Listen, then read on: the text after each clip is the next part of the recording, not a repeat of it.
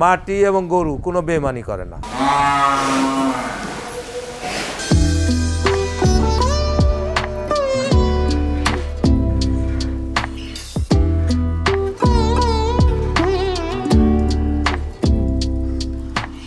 আমার এই খামারের বয়স 14 বছর রানিং। আমার শুরু 3টা গরুর থেকে, এখন প্রায় 150 গরু আমার খামার। আসলে আমাদের মুরব্বীরা বলেন যে মাটি এবং গরু কোনো বেইমানি করে না।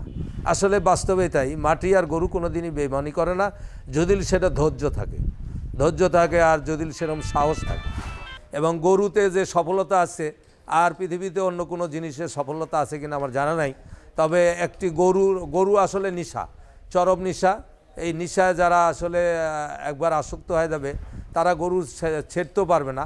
বৈধভাবে যদি ব্যবসা করতে যায় তাহলে ঘাস দরকার, ঘাস এবং দানাদার দিয়ে যদি গরু তৈরি করা যায় তাহলে গরু নিয়ে কোনো পেরেশান নাই। দেখেন আমরা বিভিন্ন জায়গায় দেখি বড় বড় গরু স্টক করে মারা যায়। কেন মারা যায়? সেই গরুগুলা বিভিন্ন মেডিসিন ব্যবহার করা হয়।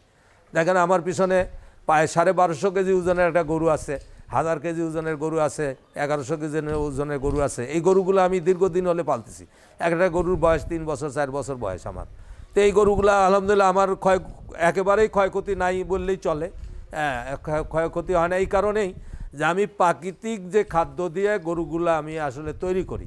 গোটা বাংলাদেশের খামারি এবং যারা কুরবানি দেয় তারা সবাই জানে নাটোরের হাজী সাহেবের খামারের গরু ভেজাল মুক্ত।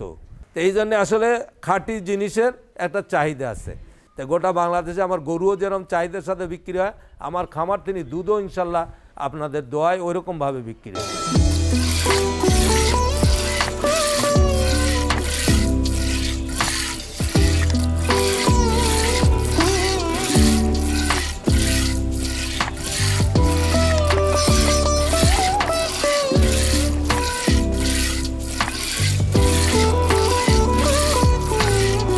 প্রত্যেক বছরে এখানে আসা হয় গরু কোরবানির উদ্দেশ্যে কেনার জন্য। তো আলহামদুলিল্লাহ পরিবেশটা খুব ভালো, গরু আছে, পছন্দসই গরু আছে। খামার থেকে এসে কোরবানির জন্য গরু ক্রয় করাটা একটা নিশ্চয়তার ব্যাপার। কোয়ালিটিটা ভালো থাকে, দাম দরও যতটুকু সম্ভব হাটের চেয়ে কম পাওয়া যাবে খামারে আসে। আর এখানে আসলে ভিতরে ঢুকলে একটা জিনিস কাজ করে যে এদেরকে দেখে একটা খামার নতুনভাবে দেওয়ার আগ্রহ আসে। আমরা সকালবেলা আসি ভোর 6টার দিকে আসার পর আমরা গরুর চানা বা মানে লাদি পরিষ্কার করি, পরিষ্কার করার পর 4-5 জন এখানে পানি খাওয়ায় আর 2 জন আমরা ঘাস কাটি।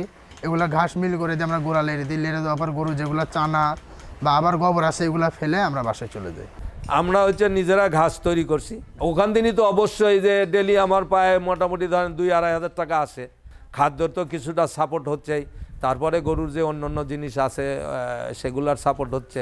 প্রথমে আমি যখন খামারটা তৈরি করছি, যখন আমাকে চিনেনি জানেনি, তখন এই গরুগুলো আমাকে বেচতে প্রথমে কষ্ট পাইতে মানে সাফার করতে হয়েছে।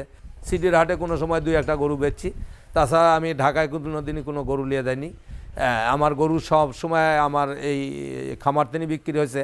আমার গরু খামার তিনি কেনার জন্যে আপনার ঢাকা তিনি হেলিকপ্টার নিয়ে আসে। আপনারা এই যে সামনে দেখতে পাচ্ছেন চাতাল, এই চাতালের মধ্যে হেলিকপ্টার নিয়ে আসে নামছে, তারা হেলিকপ্টার নিয়ে আসে একবারে 45টা গরু কিনছিল।